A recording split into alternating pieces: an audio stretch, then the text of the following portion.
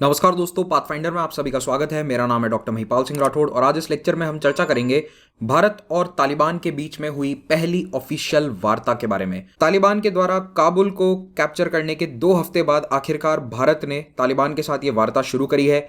इसके क्या मायने हैं, क्यों ये बातचीत शुरू करनी भारत के लिए और तालिबान के लिए दोनों के लिए ज़रूरी है, और कौन कौन से देश हैं जो तालिबान की सरकार को या तो मान्यता दे रहे हैं या फिर उससे बातचीत कर रहे हैं, इन सभी पॉइंट्स को इस लेक्चर में मैं आपके साथ डिस्कस करूंगा।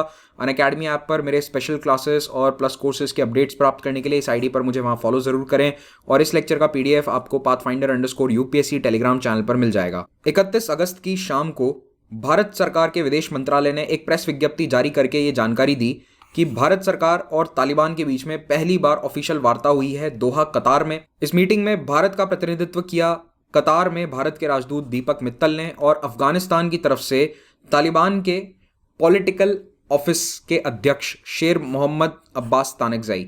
तो ये जो शेर मोहम्मद अब्बास तानकजाई हैं, ये कतार में ही रहते हैं और वहाँ पर रहकर ये तालिबान की तरफ से बातचीत करते हैं दुनिया भर की सरकारों के साथ। ये सिलसिला कई सालों से चला आ रहा है। 2013 से तालिबान का एक पॉलिटिकल ऑफिस कतार में मौजूद है। और कतार में ये ऑफिस क्यों खोला गया था?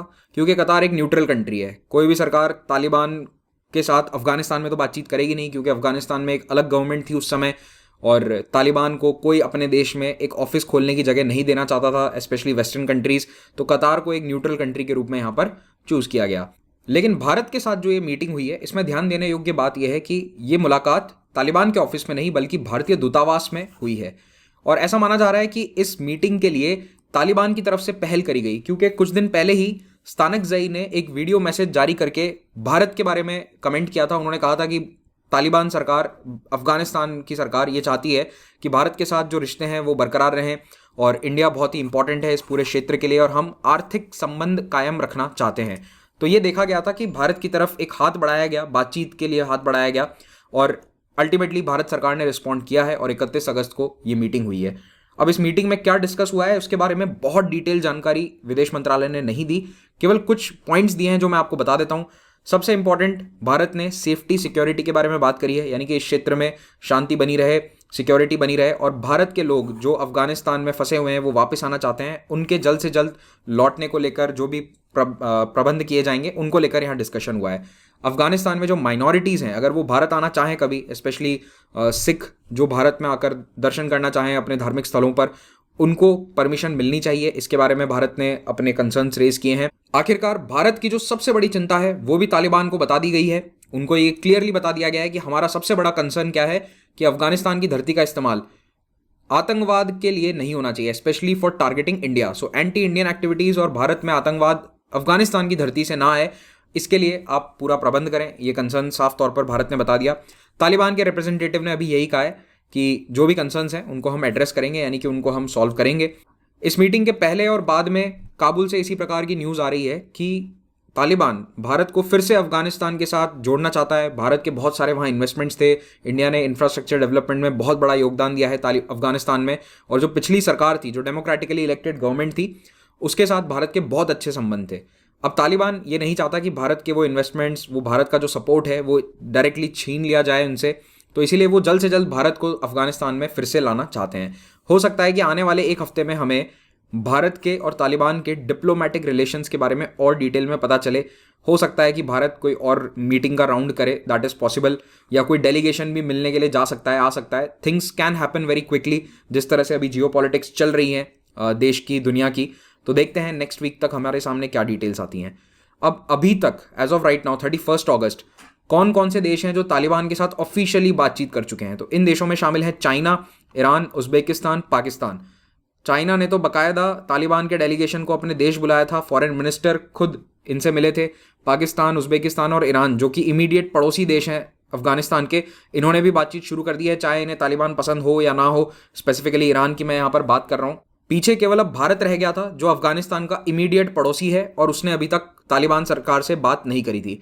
अब मैं यहाँ पर तालिबान सरकार शब्द का इस्तेमाल इसलिए कर रहा हूँ क्योंकि for all practical purposes Taliban is the government in Afghanistan right now. Okay, तो अब भारत के लिए तालिबान से बात करना जरूरी है क्योंकि इंडिया के कई इन्वेस्टमेंट्स वहाँ पर हैं, कई बिजनेस इन्वेस्टमेंट्स भी हैं, नॉट जस्ट गवर्नमेंट बल्कि प्राइवेट इन्वेस्टमेंट्स भी वहाँ पर हैं। लेकिन भारत को सतर्क रहने की जरूरत है क्योंकि तालिबान के अंदर एक पैरेलल नेटवर्क चलता है, हक्कानी नेटवर्क, और यह हक्कानी नेटवर्क्स की सारी जड़ें पाकिस्तान में हैं और इनका ISI के साथ भी बहुत ही गहरा रिश्ता है और हक्कानी नेटवर्क भारत में आतंकवाद को बढ़ावा दे सकता है। लेकिन फिलहाल के लिए तो तालिबान ने भारत को यही वादा किया है कि हम किसी भी प्रकार से भारत के खिलाफ आतंकवाद को बढ़ावा नहीं देंगे, अपनी धरती से नहीं देंगे। तो ऐसे में अब बातचीत जब शुरू होती है तो डेफिनेटली भारत को काफ़ी फायदा मिलेगा। पोस्ट US अफगानिस्तान, अमेरिका के यहाँ से जाने के बाद एक पावर वैक्यूम बना हुआ है अफगानिस्तान में, और यहाँ पर जो भी देश अफगानिस्तान के अंदर अपने रिश्ते मजबूत रखेगा उसको भविष्य में शायद काफ़ी फायदा हो सकता है। तो ऐसे में भारत काफ़ी पीछे रह गया था दूसरे देशों के मुकाबले और अब ऐसा नहीं लग रहा है। तो India is also now in talks with Taliban. कुछ दिन पहले एक प्रेस कॉन्फ्रेंस में तालिबान के सीनियर लीडर ने एक काफ़ी इंटरेस्टिंग बात कही थी रिगार्डिंग भारत और पाकिस्तान की दुश्मनी के बारे में। इस लीडर ने ये कहा था कि भारत पाकिस्तान की जो आपसी दुश्मनी है उसमें अफगानिस्तान का and to be specific Taliban का कोई स्टैंड पॉइंट नहीं है, हमारा वहाँ पर कोई इंटरेस्ट नहीं है, भारत पाकिस्तान आपस में अपने रिश्तों को संभाल सकते हैं।